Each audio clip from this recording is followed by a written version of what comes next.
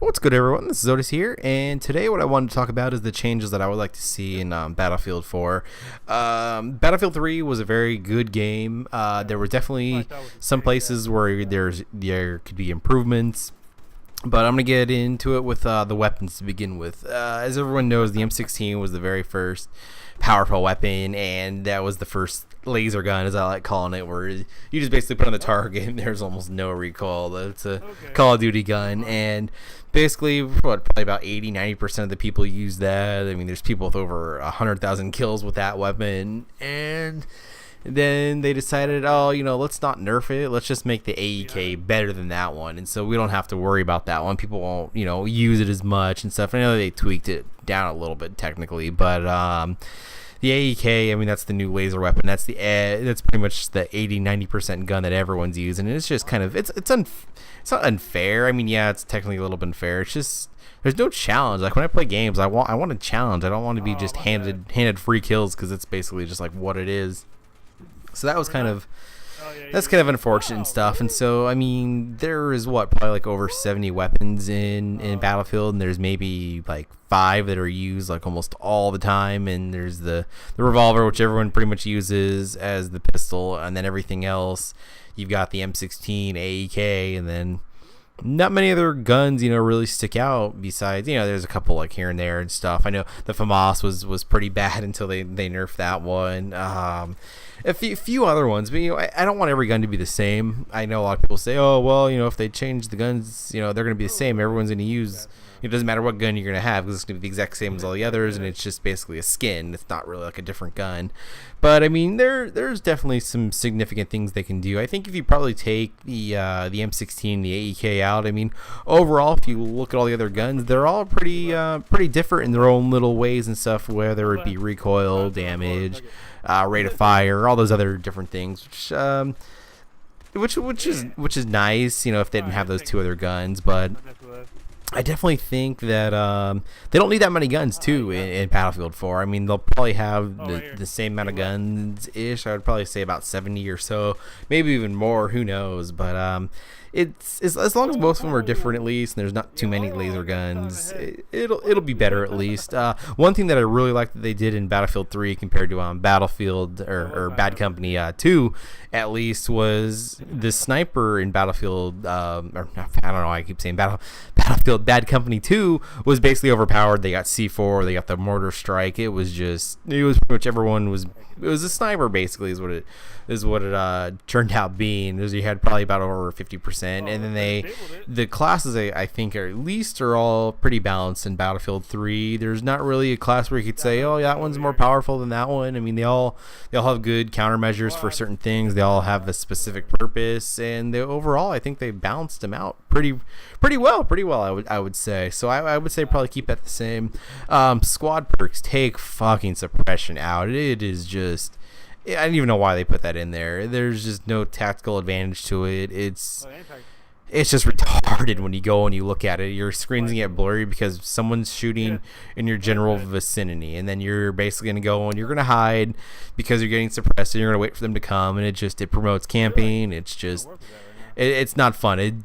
It takes the skill out of the game where 2 people are suppressed. It's just going to be who can get lucky with those couple of headshots that happen to just wander off into the other guy's head, and you're not. It was stupid. I don't know why they put that in, and I know it was really bad at some point before they toned it down, but it's just kind of. It's ridiculous. It just promotes camping. You'll have a guy set up with a machine gun. Which on my next point too, actually, before I even finish that last sentence, was the bipods. Take that out. That just promotes camping. I don't know how many times where you'll see a guy just sitting down with his machine gun, with his bipod, with a suppression perk, just suppressing everyone and getting no kills. And it's annoying. It promotes camping. I could understand maybe bipods on snipers, assault rifles, but take them off the machine guns too, and maybe even have a thing in the machine guns where you limit their fire, or maybe the machine gun overheats or whatever after X amount of rounds fired in a row. Because I mean, yeah, I understand there's definitely got to be a point between realism and non-realism with the games and stuff, but it's kind of Well, actually, no. I could see that with how the machine guns are. Because if you try to run a gun with a machine gun, you're pretty much going to get outshot almost all the time. If you've got people aiming and actively shooting at you instead of running behind them in Metro and getting a 20-man feed, which there's tons of clips of, which is kind of pointless and stuff. But maps that I would like to see in the Battlefield 4, I hope they do bring a couple maps over. I do want some fresh maps. I think everyone would probably want Metro back in. I would probably agree with that too. I'd like to see Metro probably come back. Caspian for sure. Caspian's probably my favorite map. And then Firestorm too. Those are probably like the 4 maps that I would like to see transferred over. DLC. Oh, I think they did DLC totally and completely wrong. I don't like how they did it. It's just we're going to release one DLC. It's only going to be specifically on all those maps. They should have mixed them up. You'll have DLC 1 where you've got like one armored kill map, one close quarters map, one aftermath, something like that. I don't like how they did them all separated like that, because if you go on any platform, any system, you can go and you can look at all the DLCs and there's almost no one playing. Yeah, there's a couple servers here and there, but it's just they're all like team deathmatch and stuff, and it's kind of pointless. There's times where I'll be on any of the systems, and you'll maybe see a couple servers for each of the downloadable content DLC, and it's just kind of, I don't know, it's kind of pointless and just it turned people off. It was good for the first month or so, and then once you got through the honeymoon phase, it just kind of just teetered down and just tapered off, and there's not many people playing DLC. And I know when I play with a lot of people too, whether it be on any systems, a lot of them will recommend, hey, do you want to play the new maps? What map pack do you want to play? Oh, let's just play the vanilla maps, blah, blah, blah. And for whatever reason, whether someone doesn't have premium, someone doesn't have that DLC particularly, or they just don't like the new maps too, or the other downloadable content. So I don't know. Everything else I thought was pretty good. I like the bullet drop for all the guns too.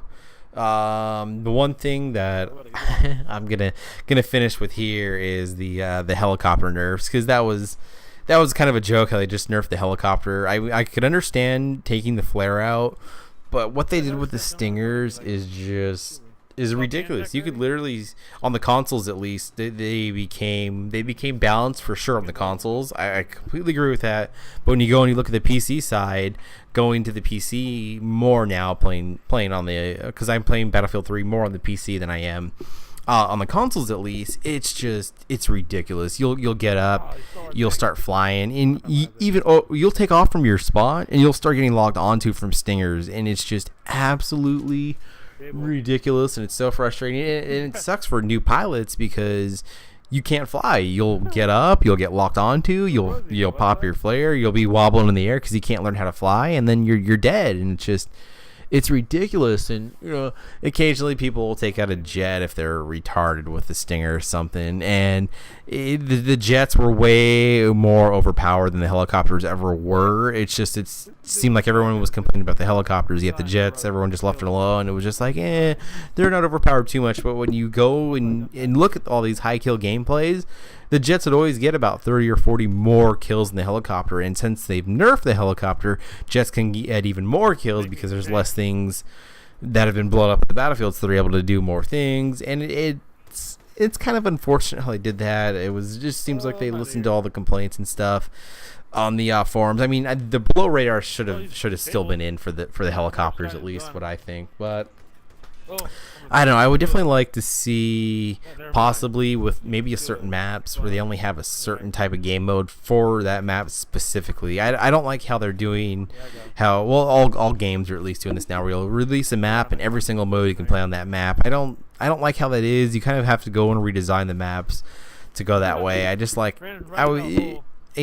understand from their point at least how you have to go and you have to release maps and stuff, and you have to try to be as cost effective as possible, because to make all these games it's just getting more and more expensive, and the profits for the smaller games at least are not pretty much what they are. And then AAA games, they can make their money back, but I know with companies too now they're losing more money off their smaller games than they are pretty much making with their bigger games. So I could see that. But overall, I definitely would need to capture the flags. I know they're coming with capture the flag in the next DLC.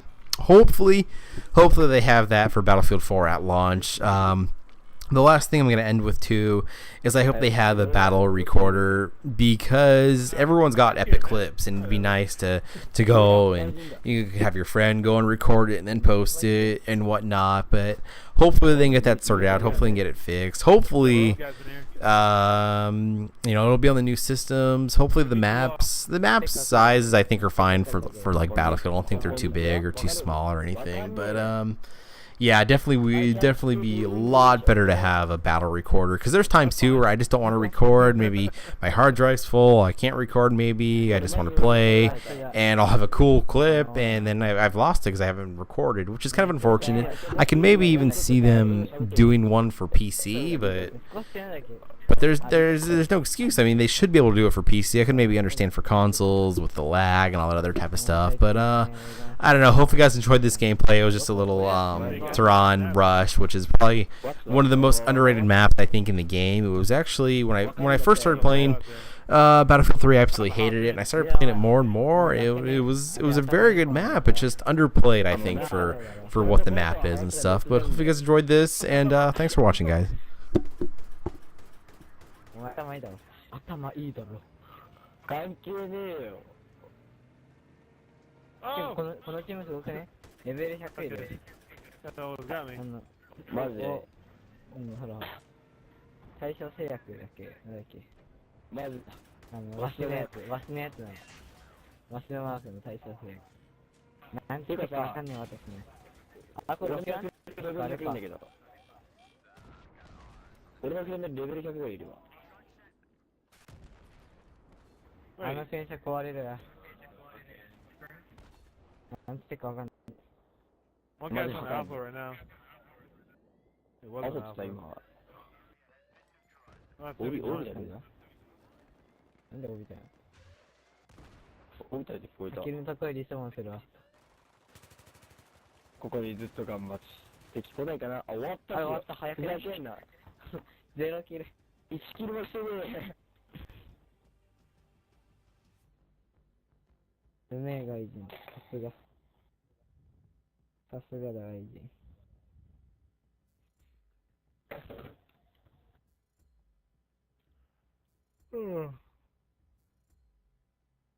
ねえ。Yeah, I'm done, man. なんつった？ I take it. あけるこれなんつってかわかる？わかる。